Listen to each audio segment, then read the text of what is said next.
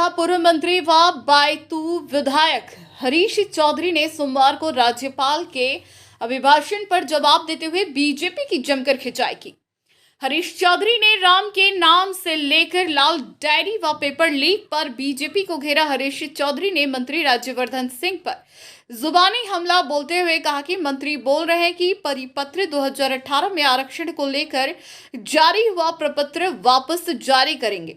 इस पर विधानसभा में हरीश चौधरी ने कहा कि ऐसा हम होने नहीं देंगे। आरक्षण हमारा अधिकार है, हमें कोई भीख नहीं दी है और हमें हमारा अधिकार लेना आता है। हरीश चौधरी ने मौजूदा सरकार की मंशा ईआरसीपी प्रोजेक्ट और जल जीवन मिशन पर भी विधानसभा में विचार रखे और उन्होंने कहा कि जल जीवन मिशन में राजस्थान के साथ धोखा हुआ और रेगिस्तानी इलाके लिए केंद्र सरकार ने कोई स्पेशल सहायता नहीं की। पहाड़ी इलाकों में आज भी 90% केंद्र सरकार पैसा देती है।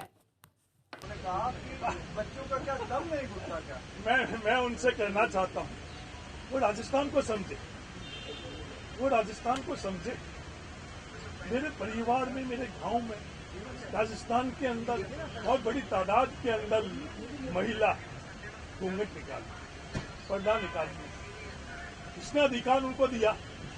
हम सब लोग प्रयास कर रहे हैं, सालों से प्रयास कर रहे हैं इस पर्दा और घूंघट प्रथा को हटाने के लिए, पर आज भी हम लोग सफल नहीं हुए। राजस्थान के अंदर बात तो सिर्फ पर्दा प्रथा के संदर्भ में बात करें। हाँ, राजस्थान के अंदर हमारे परिवार की महिला, मेरे खुद के परिवार के अंदर कई महिला पर्दा करती है, घूंघट करती है, तो हम लोग असफल हैं।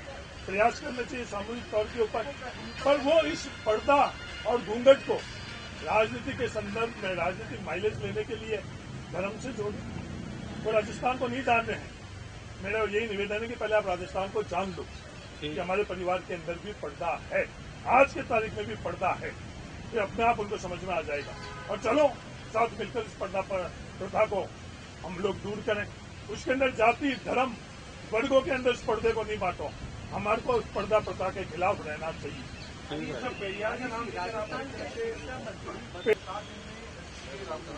ये मूल मुद्दे पर नहीं आएंगे।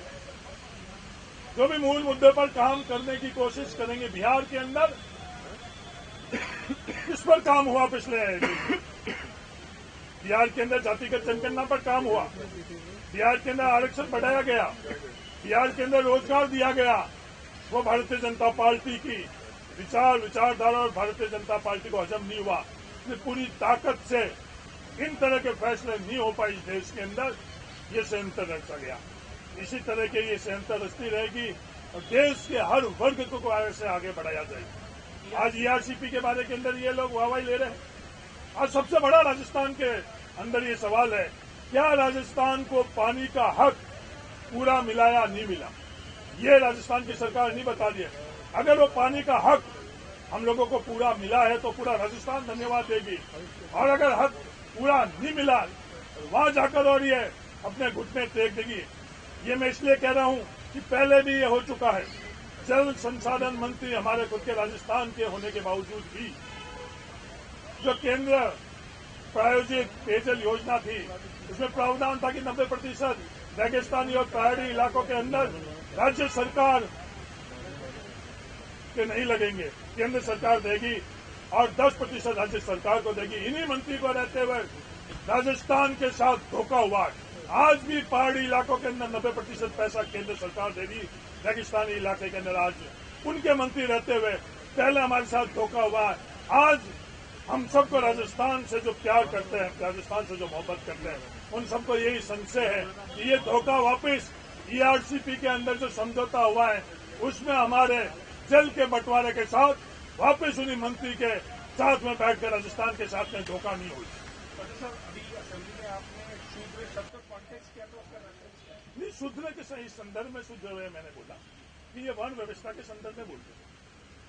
हमीर सिंह जी उठकर और वहां खड़े हुए, उन्होंने ये बातें करी। मैंने हमीर सिंह जी को ये बोला कि कल हमीर सिंह जी जो हमारे पूर्व लोकसभा, मेरे खुद के क्षेत्र के लोकसभा के सदस्य रहे तंग सिंह जी की 100वीं जयंती के अंदर वहां आयोजन किया था। उस आयोजन के अंदर मन से लगातार ये बात करी जा रही कि हम क्षत्रिय हैं, राम जी हमारे पूर्वज हैं। तो मैंने उनसे ये निवेदन किया राम जी हम सबके हैं, पूर्वज आपके हो सकते हैं, आस्था के हम लोगों के सबके हो सकते हैं, पर हमें भी हमारे पूर्वज, जिस वर्ग से मैं आता हूं, हम लोगों की इस वर्ण व्यवस्था के अंदर शूद्र के अंदर डाल रखा है। हमें भी गर्व है कि हम उन शूद्र के, हमारे वंश से शूद्र, हम लोगों के भी समाज के अंदर, व्यवस्थाओं के अंदर उतनी हिस्सेदारी और भागीदारी पहले भी थी, योगदान था और आगे भी भविष्य में भी रहेगा। इस कॉन्टेक्स्ट संदर्भ में नहीं, तो हम हमारी सरकार में कभी ये नहीं बोला गया कि निवेशक, और सिर्फ निवेशक हुए जो सामाजिक क्षेत्र के अंदर काम किए हुए थे, जो स्पेशली एबल्ड लोग थे, उन लोगों के लिए, हम लोगों के लिए वीआईपी वो थे। हम लोगों के लिए जो आर्थिक तौर के ऊपर दबे हुए लोग थे, बीपीएल लोग थे, वो वीआईपी थे। हमारे तमाम फैसला ये चिरंजीवी स्कीम के मार्फत से जो राहत पहुंचाई गई है, वो किनको पहुंचाई गई है? इन बड़े आर्थिक ताकतवर लोगों को नहीं पहुंचाई गई। तो हमारे वीआईपी वो लोग कल भारतीय जनता पार्टी की राजस्थान सरकार ने कल ये राजस्थान को संदेश दिया कि राजस्थान के लिए सिर्फ निवेशक ही वीआईपी है। और आज देश के अंदर निवेश की ताकत किसके पास है? पहले तो सरकार ने पूरे का पूरा देश की आर्थिक ताकत अडानी और अंबानी के हाथ में सौंपी, और कल राजस्थान सरकार ने राजस्थान को ये संदेश दिया, राजस्थानियों को ये संदेश दिया कि कोई भी वीआईपी नहीं रहेगा।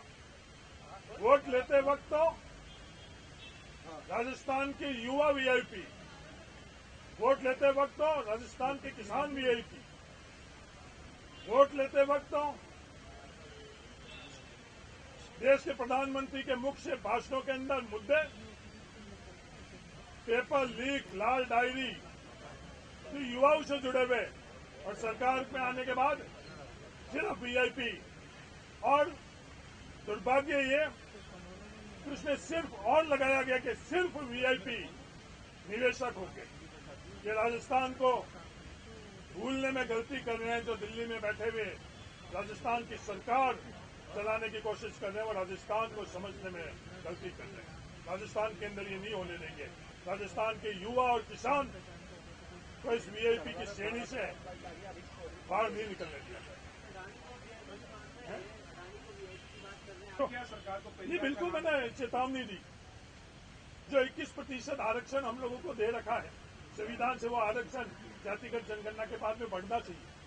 तो 50% का कैप है, वो 50% का कैप आज हट चुका है, और वो 21% का आरक्षण भी हमको पूरा नहीं मिले। उसके लिए राजवर्धन सिंह जी जो सरकार के अंदर मंत्री है, वो ये कह रहे हैं कि हम 2018 का जो सर्कुलर था, वो फैसला था, वो वापस लागू करेंगे। जो 21% आरक्षण भी हम लोगों को नहीं दे रहे हैं, तो मैंने उनको ये चेतावनी दी कि जो हक और अधिकार हम लोगों को मिला था, इस तरह के कई बार ऐसे संघर्ष करने पड़े। महाभारत किसके लिए हुई?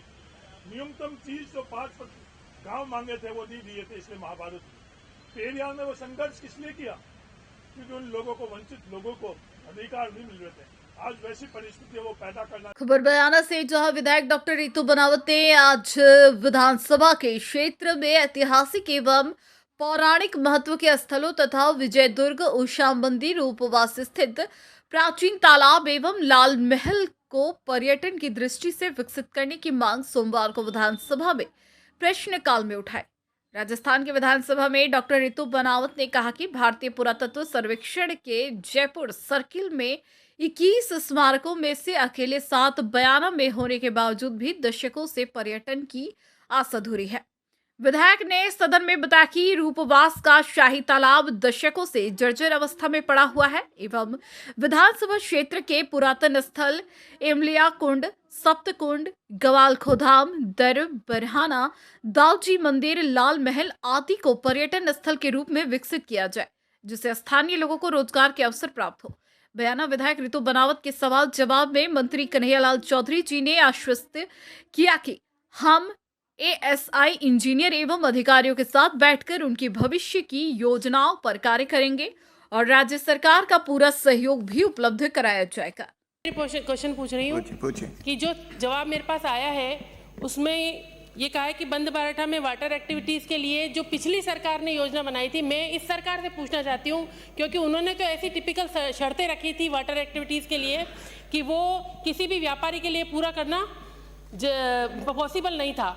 और मैं ये पूछना चाहती हूँ कि ASI के माध्यम से, ASI जो है उसके 13 पॉइंट भरतपुर जिले में चिन्हित है, जिसमें विजयगढ़ दुर्ग, लाल महल रुब्बा, शाही तालाब, उषा मंदिर और वो कई सारे क्षेत्र हैं, लेकिन उनमें से 13 में से 7 केवल बयाना विधानसभा में हैं, जो जर्जर स्थिति में हैं। उनको डेवलप करने के लिए, क्योंकि ASI की कोई निगरानी नहीं रहती और वहाँ पर स्थिति इतनी है कि वो धराशायी होने की स्थिति में, उन 7 दलों का क्या प्रश्न पूछे, धराशायी होने की स्थिति में है। तो मैं विभाग से पूछना चाहती हूँ, पर्यटन विभाग से, कि आप वहाँ पे क्षेत्र को डेवलप करने के लिए, उन पॉइंट्स को डेवलप करने के लिए क्या मंशा रखते हैं?